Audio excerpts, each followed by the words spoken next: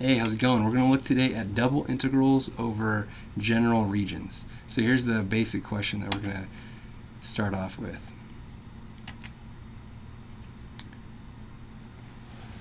So we're going to evaluate the double integral of x plus y plus 2 dA, where d is the region in the xy plane bounded by the y-axis, and the graphs y equals x squared minus 1 and y equals 8 in the region where x is positive.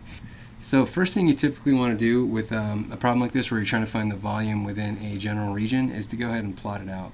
And we got a great tool to do that. We're going to go ahead and use calcplot 3D. Alright, so here's calcplot 3D. And what we first thing we want to do here is probably take this x plus y plus 2 as defined our f of xy and go ahead and plug it here to our top, because that's the top that we're going to try and find the volume underneath. X plus y plus 2 here. And something's kind of taking shape here, but we got to define our top and our bottom. And you can see we're defining in terms of y here, and we're given y equals x squared minus 1 and y equals 8. So you can go ahead and try and plug those in here. Y equals x squared minus 1 at the top, and maybe y equals 8 at the bottom. If you try that, we don't really get anything, so these might be reversed. So that's a good indication that you may have flipped this around. So let's go ahead and put that in the bottom here and 8 in the top. See what happens. So that looks like something's taking shape here. Notice also up here it says x is positive, so we can go ahead and bound x on the lower side with 0. That gives us our lower bound. And you can see this is somewhat of the shape that we're looking at. You see this sort of this cyan or turquoise here matches up with our x is positive because that's sort of that boundary. Our top here is defined by x plus y plus 2. Our side over here is defined by this sort of magenta color, y equals x squared minus 1. And if we look on the back, that's sort of the green defined by our y equals 8 cutoff. And this is the region we're looking at.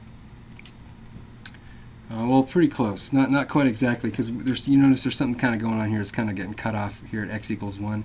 We're not really sure what to make this x. So that will be the next thing we want to do. After sort of plotting this out, we can go ahead and find the corner points. Let me go ahead and sort of look at our plot over here again. So it looks like I've got a couple corner points. I got one down here, I got one up here, and there's got to be one on the right side. We're not really sure what it is. We got to figure that out before we integrate. But let's take a look at this one on the bottom left first. So for the lower left, function sort of on the right side here, and our x equals 0 is going to be what's on the left. So we just go ahead and plug that this 0 in for our x squared, and we just get y equals negative 1. So we've got our first lower left point is at 0 and negative 1. And we can look at our upper left point. This one's also pretty easy. We've got our y equals 8, which is sort of capping it out at the top, and then we've got our x equals 0, which is our left boundary. So we've already got our point here, x equals 0, y equals 8. So that's our upper left point. Now we want to look at our upper right point, which you can't really see right now. So let's see what that point should be. And to find that upper right point, it's going to be the place where our y equals x squared minus 1 line intersects with our y equals 8 line. So we've got this one boundary here, magenta, and then we got our green boundary here, y equals 8. And we just set these equal to each other. So we have x squared minus 1 is equal to 8. Now we can solve for our x. We already know our y. So x squared is equal to 9 by adding 1 to both sides.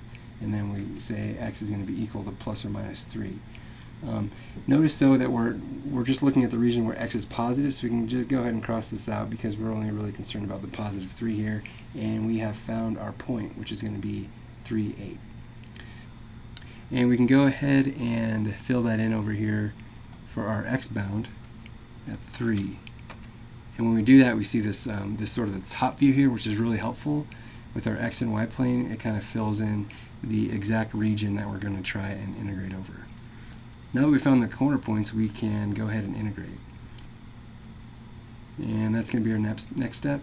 And we're going to first look at this as a type 1 integral. All right, so our basic setup for this integral that we're trying to find is that we're going to try and find the area of a slice in the y direction, and then we're going to add all those up in the x direction from our a to b limits. That's the general procedure. And to sort of generally see how this looks, we can go ahead and show our Riemann prisms here.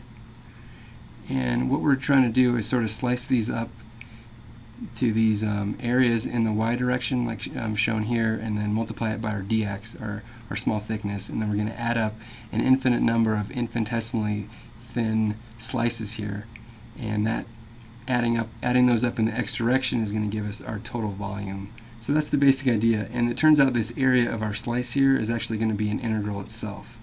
So the way we set it up will look kind of like this. And that area of a slice we're going to find by integrating with respect to y. But when we find the area of the slice, we're looking kind of in this direction. Here we're going to go from bottom to top. That's what we do for a type 1 integral. And going bottom to top, you see that our top's always going to be 8. So we can go ahead and plug in 8 here for our top. But the bottom is actually going to change. The bottom is actually going to be a function of x. Because down here our bottom is negative, and you see up here the bottom of this particular slice here is going to be up by 4 or 5. So this is actually changing with x, and it's changing according to our formula y equals x squared minus 1, because that's the line down here, and that's going to give us our y value, or our bottom. So first we're going to plug in our surface top here, x plus y plus 2, because that's what we're trying to find the volume under. And our bottom limit, as discussed, is going to be x squared minus 1, whereas our top limit up here is going to be that from that y equals 8 line. And now that we found the area of each slice this way, now we want to integrate in the x direction, so we're going to add up this way. And to add it up this way, all we need to do is throw in our limits here. And you see our first limit on the left is going to be at x equals 0, and our limit on the right is going to be this point over here that we found earlier, which was at 3, 8.